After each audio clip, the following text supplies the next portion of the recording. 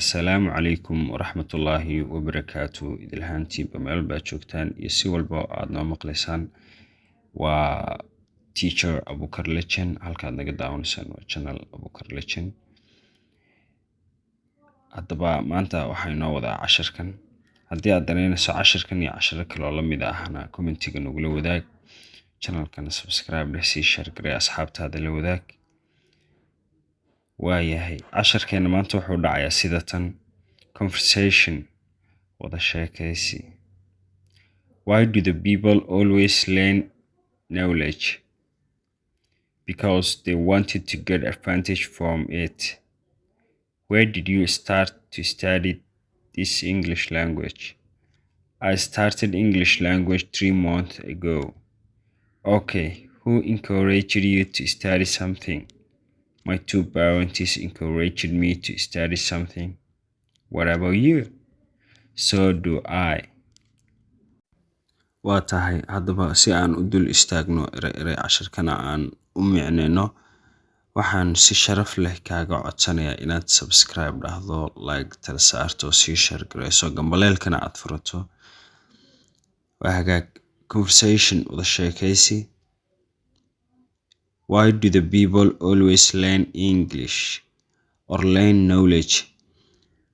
maxay dadku, way sababtee do the people bay dadku always badanaaba learn u bartaan knowledge, aqoonta. knowledge waa aqoon, cilmiga macnaha.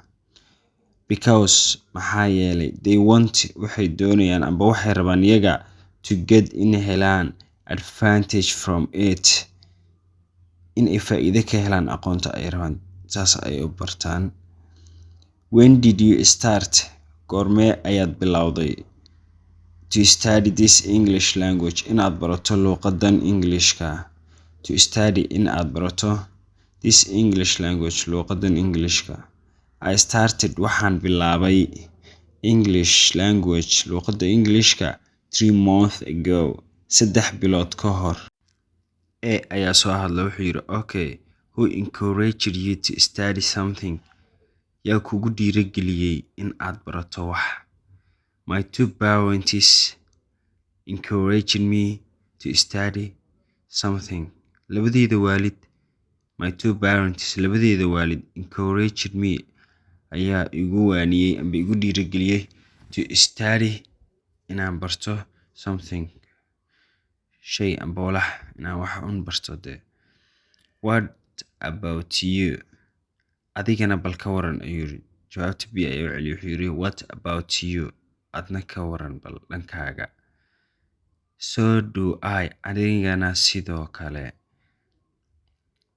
hagaag. Conversation, wada sheekaysi. Why do the people, maxay dadku always badanaaba learn u bartaan knowledge, aqoonta? Because maxaa yeelay they want, waxay doonayaan to get inay helaan advantage from it, faa'iidooyinka ay leedahay waxbarashada. When did you start to study this English language? when, goormee ayaad did you start ayaad bilowday to study this English language, barashada luqadan macnaha.